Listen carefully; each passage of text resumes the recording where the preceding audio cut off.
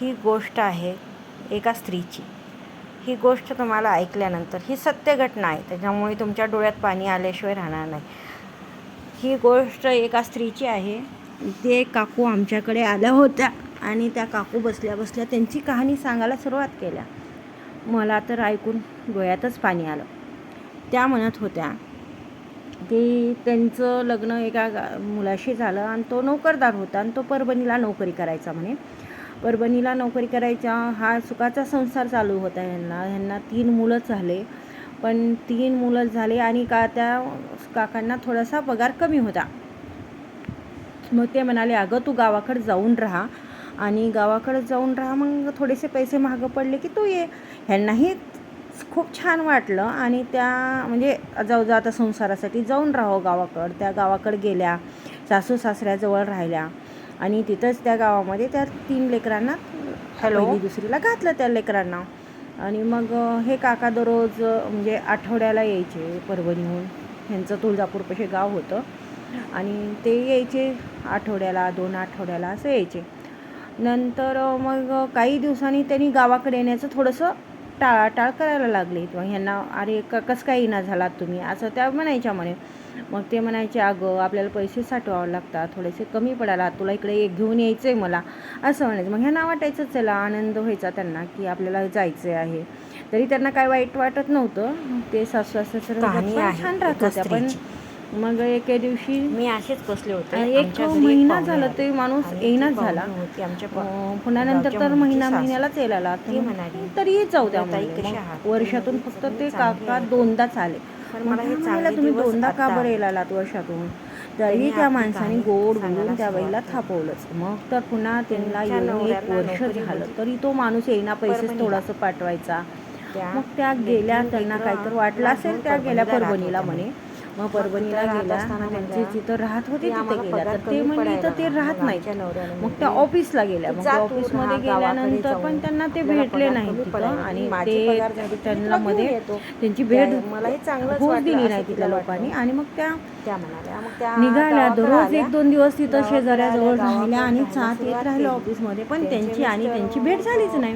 मग शेवटी तिथल्या एका चपराशाला त्यांची क्यू आली म्हणे आणि ते म्हणाले, ताई तुम्ही इथं येऊ नका, तुम्ही येऊन फायदा नाही, ते तुम्हाला भेटणार नाही. त्या म्हणाल्या का? तर नाही, त्यांनी बहुतेक दुसरं लग्न केलेलं आहे. मग त्या ताई एकट्याच होत्या. एवढ्या घाबरली ती ताई आणि शेवटी त्या ताईला काहीच कळणार, रडायला लागल्या. त्या चपराशाने पाणी आणून दिलं आणि तुम्ही तुमच्या गावाकडे जावा. तेव्हा तिथं त्यांच्याकडे फोन वगैरे काहीच नव्हते. त्या परभणीहून आल्या आणि 3 लेकरं आहेत.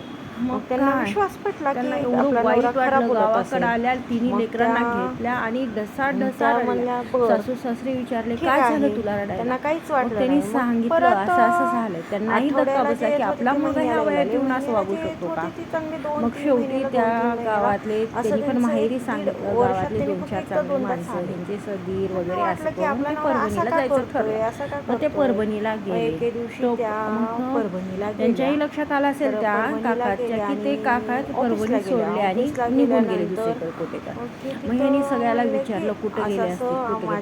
मग त्यांचा एक मित्र होता, तो म्हणला की बहुतेक हे अंबाजोगाईला त्या बाईला घेऊन गेलेले आहेत. मग हे लोक तिथून उठले आणि अंबाजोगाईला आले. अंबाजोगाईला आले तर ह्यांनी 2-3 ठिकाणी पाहिलं तर भेटलेच नाहीत. पण एक त्या ग्रुपमध्ये एक शिक्षक होते आणि त्या शिक्षकांनी ते लॉजची रजिस्टर पाहिलं तर तिथं त्यांनी थोडंसं नाव चेंज करून ते राहिले होते. मग त्यांना वाटलं की हेच असतील ते. मग त्यांनी ते थांबले तिथं आणि ते म्हणाले आपण ह्यांची वाट बघू. बघत बसले तर काय तितक्यात ते दोघं फिरून आले. मग ह्यांना पाहताच तो पण माणूस काका दचकले की असं कसं काय माझ्या समोर आले त्यांनी.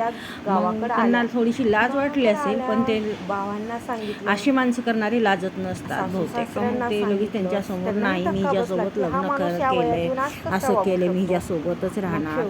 मग ते म्हणले असं कसं काय? तर नाही, आमची ही जी भेट झाली, मी तुळजापूरमध्ये बसमध्ये बसलो होतो, ही माझ्या शेजारी होती आणि नाही. मग आम्ही अशा गप्पा ठिकाणी मारत मारत राहतात, तुम्ही इथपर्यंत तिथे आलो. जावा. मग आमच्या दोघांचं मग प्रेम ते झालं. अरे गेले असं गाडीत तिथं, कुठं तर प्रेम ते होत असतं का? घरमालकाने तर बरं तेच झालं. म्हणजे मग चल ऑलरेडी त्या गावाकडं, ताई ते पण त्या घरला लेकरं गेले, बायको जिथं काय राहत होत्या, पण करायची, त्यांनी चल ते घर गावाकडं सोडलेलं म्हणून होतं. त्यांनी ते मग पत्ता त्या काढत काढत ते गाडीत माणसं बसून दुसऱ्या घरी त्याही गेली दोघांना आणि घेऊन त्यांनी आले. सांगितलं की मग बहुतेक खेड्यात कसं हे असतं, असं लगेच असं बातमी अंबाजोगाईला पसरते. बहुतेक गेलेले आहे. हे दुसऱ्या ठिकाणी मग थांबले तर ते गावात लगेच माणसं बापरे परत त्या आले ताईपर्यंत बातमी आणि पोहोचली. अंबाजोगाईला ताई गेली, ताई त्यांच्या तुमच्या गावातली नवऱ्यानं माणसं दुसरी जीप बाई करून गेले घेऊन होते आली, म्हणे. दुसऱ्या बाईला घेऊन आलेत. मग ते माणसं त्या तिथं ताईला गेले आणि काही त्या कळना झालं. माणसाने मग 2-3 काय शेवटी लॉज असतील त्या तिथले ते ताई बघितले, ते रडायला भेटलाच लागल्या. नाहीत.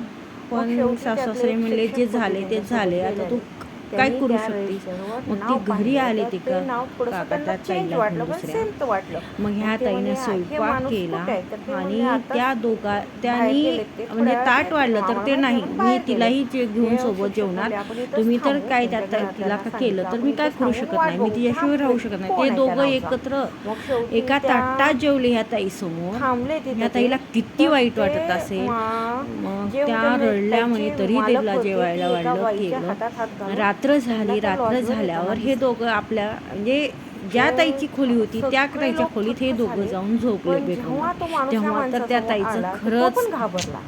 तो पण खूप घाबरले. वाईट मग वाटत होतं त्यांना. त्या आल्या, रात्र झालेली होती, दारात बसल्या. त्यांच्यासमोर एक आड होता. त्या आडाच्या टकमक बघत होत्या. इकडं हे दोघं झोपलेले, पुढे आड होता. त्या जाऊन आडामध्ये उडी मारावी अशी त्या स्त्रीला म्हणजे वाटणारच, कारण ती बायको होती.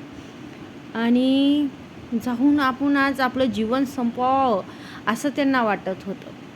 पण ह्या दोन्हीच्या मध्ये ह्या जिथंच बसलेल्या होत्या त्याच्याच पाठीमागं पडवीला त्यांचे 3 लेकरं झोपलेले होते.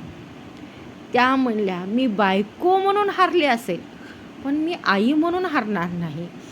मी या आडाकडे जाणार नाही ना त्यांच्याकडे जाणार नाही. मी एक आई म्हणून जगणार. मग त्या ना आडाकडे गेल्या, नंतर नवऱ्याकडे गेल्या. त्या उठल्या आणि आपल्या लेकरांच्या डोक्यापाशी जाऊन आपल्या लेकरांचे डोके आपल्या मांडीवर घेतल्या आणि म्हणल्या, मी आज एक चांगली मुलगी असेल, चांगली आई आहे, चांगलं नागरिक म्हणून जगणार. नवरा म्हणजे सर्वस्व नाही. त्याने आपल्याला धोका दिलेला आहे, आपण त्याला धोका दिलेला नाही. म्हणून मी माझ्या कर्तव्यात बायको म्हणूनही श्रेष्ठ राहिलेली आहे, पण त्या माणसाला माझी किंमत नाही. पण माझ्या मुलांसाठी मला जगलंच पाहिजे आणि मी आई आहे, हिथं हारता कामा नाही, मी आत्महत्या करता कामा नाही, कारण माझं कर्तव्य काय आहे तर आई. त्या उठल्या, आपल्या लेकरांच्या पाठीवर हात फिरवला, पांघरून टाकलं आणि मी तुमची आई आहे, मी तुमच्यासोबत राहणार म्हणल्या. खरंच त्या अडाणी होत्या, पण त्यांनी चांगला विचार केला आणि आपल्या मुलासाठी त्यांनी खूप चांगलं जीवन जगल्या. ते काका उठले, सकाळी उठून परभणीला गेले, त्यांच्यासोबत ती बाई गेली. ह्या काकू तिथंच राहिल्या आणि सुखी संसार करत, म्हणता येणार नाही हा सुखी संसार, पण एक सुखी आई होण्याचा त्यांनी खूप चांगला प्रयत्न केला. सासू सासऱ्यांनीही त्यांनाच साथ दिली, कारण त्यांनाही माहीत होतं की त्यांचा मुलगा 100% चुकलेला आहे. असं प्रेम होऊ शकत नाही. एक बायको असताना तुम्हा दुसऱ्या बाईशी प्रेम करण्याचा काही अधिकार नाही. आज त्यांचे तिन्ही मुलं चांगल्या पदावर आहेत आणि तिन्ही मुलं आपल्या आईला खूप सुखात ठेवतात. त्या आई म्हणून जिंकल्या आहेत. म्हणून स्त्रीचं सर्वस्व म्हणजेच नवरा नाही. असेल जो तिच्यासाठी चांगला आहे, जो तिच्या काळजी करतो. म्हणून स्त्रीनं आपण एक मुलगी, एक नागरिक आणि एक आई होण्याचा चांगला प्रयत्न करावा. अशा स्त्रियांनी ठाम राहून आपलं जीवन चांगलं जगावं.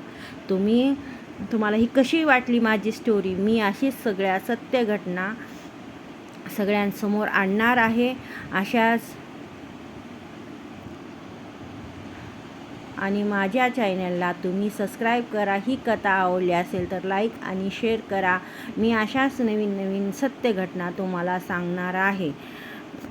माझ्या चॅनलला तुम्ही सबस्क्राईब करा. आपण स्त्रियांनी एकमेक अशी सहाय्य करून आपण एकमेकीच्या मैत्रिणी होऊया. चला.